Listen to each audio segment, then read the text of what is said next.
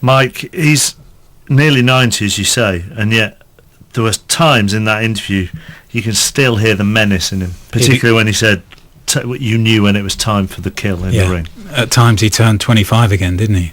And he was back in the ring. There were certain times there. Did you find that looking at him? Could you see the menace? When I first started, I went in and I thought, I'm going to try and take him back. That was my tactic. I'm going to try and take him back. And I started talking to him about how he was the first man to beat Sugar Ray Robinson, which is an amazing feat. Sugar Ray Robinson was 120, 130 fights into his professional career at that time, had never been beaten. And as I said earlier, is revered as the greatest of all time. And I thought that if we started talking about Sugar Ray Robinson, then he might warm to me, he might warm to the whole subject. But he was completely vacant. But then gradually, as he started to get, I guess, a deeper recall of what he was doing as a boxer, then he started to open up. Then he started to stare at me. And then he started to, even without talking, almost to ask me a question as to say, what do you mean by that? And what are you talking about? And started to get almost aggressive, and you could really start to feel the character coming out of him. And that's when he started, I mean, you heard him say the word kill there, and he really expresses the K, doesn't he? He said kill. He does. And that's when he started to take himself back to those days in the ring. He can't do that as smoothly as he did even 5 or 10 years ago. I tell you what was fascinating me about that, your interview there with LaMotta, was when you touched on the violence towards his wife and women generally, because you know you think about Raging Bull, you think great boxing film, but it's so much more than that, because underneath there's this study of this man with whom sexuality and violence go hand in hand, and a sort of unimaginative macho man to whom a woman is a possession, and if she steps out of line he can knock her about, you know, and all of that comes across in the film, whatever LaMotta may say. And I thought the interesting thing that he made there was that he said there were never any closed fists. And I thought this when I was watching the film this morning again, and there are so many scenes where he slaps his wife on the face, and there's one point when he does hit her, but it's as if in that interview the slaps are okay because that's a husband and wife argument, and so he's justifying it to himself in that he wasn't using closed fist. Yeah, well, this is what wife beaters do, isn't it? I mean, they hit their wives. They think, oh, she's my wife. I've got a right to do that, and that's how he felt the whole time. And yet he did ask for forgiveness at the end, and yet more emotion came out when he talked about throwing a fight. Than the domestic abuse. Yeah, and I think going back to what we've been talking about, there were a couple of scenes in the film where it was almost as if he wanted to be punished for something that maybe we were being forced to read into. But there was a scene around the dinner table with his brother Joey, and it's after a recent fight, and he's got a cut over his left eye, and he just says to Joey, why don't you hit me? Why don't you hit me? Go on, stand up and hit me. And Joey says, what are you trying to prove? And he just smirks at him. And then there's a scene after he loses to Sugar Ray Robinson when he's in the dressing room, and he says, something bad's happening to me, Joey. You know, I've done some bad things in my life, and maybe it's now coming back to me. Yeah. And that was a real, I think, a real insight into a man that wanted somehow to be punished for beating up his wife and for other things that he'd done in his life. But what you said earlier, or maybe Barry said, you still root for him, don't you? When you're watching the fight scenes, you are rooting for him. Yeah, yes, you do. Yeah. Well, because I mean, let's face it, it's the courage of boxers, isn't it? I mean, if you take part in physical sport, football in its various forms, or cricket, you know there's a chance you might get hurt, and you accept this quite readily. But if you're a boxer, you know that win, lose or draw, you are going to get hurt, and that is the thing that you admire in LaMotta, because he goes in there, he knows he's going to get pummeled about, but he doesn't care, and he goes straight in because he's going to pummel the other guy more than he gets pummeled. Was he magnetic? No. Right. And that's what surprised me, and that seems to have changed in a short space of time, because as I said to you earlier, I got the DVD of the 25th anniversary of the film, and there he's still very sprightly, very lively, still cracking the jokes that formed his after dinner speech, and a lot of that has gone now. It might just have been a bad day, but look, he's 90 next year, so I think in a sense, you know, we were fortunate to get as much as we did from him. Does he still hold court in I'd heard that twice a night he would hold court in an Italian restaurant in New York, and people would pay virtually to have dinner with him, and he'll stand up and do one of his speeches from the film. Yeah, I'd struggle to see that. The Jake LaMotta I met this time last week wouldn't be doing that.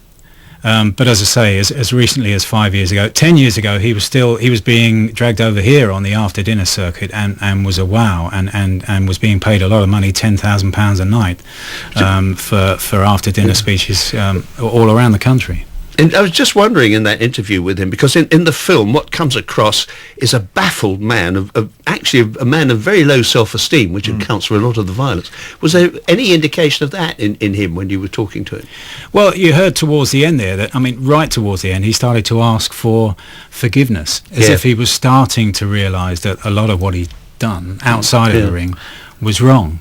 Yeah, that's fascinating. But going back to what you were saying there about how you couldn't help but root for the man. You know, often I'll go around and boxing celebrities will be introduced up into the ring, and the one who gets the loudest cheer of all is Mike Tyson, whose background is not a million miles away from Jake LaMotta. There is something magnetic about these people, or about it's about the heavy hitters, isn't it? And the ones who are prepared to brawl. Yeah. Barry Norman and Mike Costello with me as we celebrate 30 years since the release of Raging Bull, and Tony Livesey's going to continue this at 10:30. We are, chappers, we're going to talk about the greatest sports films ever, in which I'm sure Raging Bull will figure very highly indeed. Great stuff, that interview there with Jake LaMotta, by the way. This is 5 Live Sport. I'm Mark Chapman. Welcome back to the story of Raging Bull 30 years on. With me in the studio, our boxing commentator Mike Costello, and for just a touch longer, Barry Norman. We're going to look with Mike at the decline of Italian-American boxing in just a moment. But let's talk briefly about sport in cinema in general. Barry, are there any other sport films that you could put up there with Raging Bull? Not as good as, but there have been a lot of very good boxing films, as I'm sure Mike would agree. Fat City was a wonderful film about boxing. Oh, the setup, you named quite a lot of them there. But because, as I say, boxing just lends itself to movie making. Why do you think that is? Well, because it's in a confined space, right, and the protagonists are so close together. That helps, because you can have close-ups, mid-shots, long shots, and it's all perfectly normal and natural.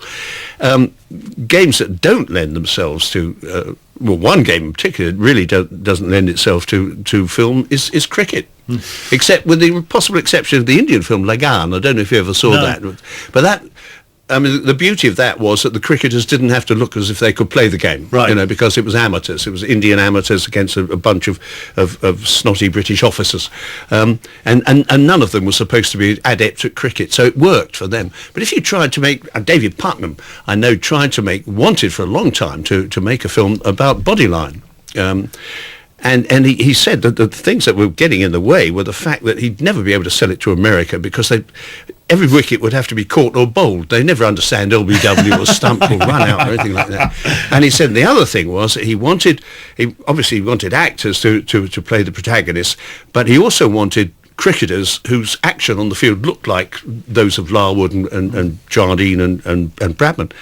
And the big problem was that the only bowler he found whose action looked at all like Larwood's was Norman Cowan's, who came from the West Indies. Yes. So slightly different skin shade. But cricket doesn't really lend itself. And football doesn't either, really. Even The Damned United, which I really enjoyed as a film. I think that's the best football film I've seen. Yeah. But even then, when watching that, obviously, it's more character-based than anything else. But watching Brian Clough take his first Leeds training session, I was still a little bit watching it through my fingers, because it didn't feel real. No, that was. It was actually only in the football scenes that he was a bit unconvincing, Michael Sheen, wasn't it? Off that, I knew Cloughie. He and I were godfathers to the same boy, and away from the football scenes, he was Clough. He was brilliant. But we talked earlier about the impact that Raging Bull made on the sport of boxing as a whole. We haven't mentioned the Rocky films. One or two of them weren't so good, but the first and the last ones were pretty strong, and the impact that's made on the sport was spelt out last week when Sylvester Stallone was inducted into the International Boxing Hall of Fame for his services to boxing. And I was in Las Vegas when that announcement was made for the Amir Khan fight, and nobody there had any problem with it.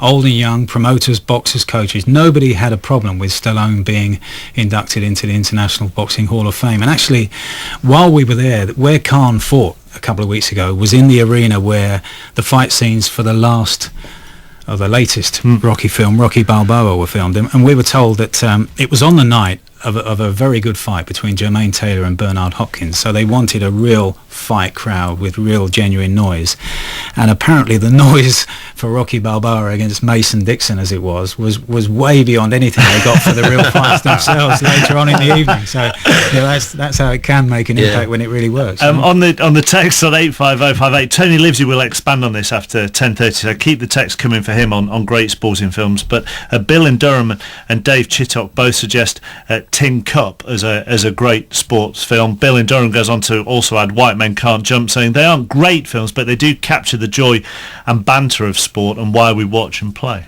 Yeah, they do, yeah. I mean, I think a better golf film than Tin Cup was one made ages and ages ago called Follow the Sun. I don't know if you ever saw that. It was about how Ben Hogan came back from a very bad car crash to win all manner of open championships.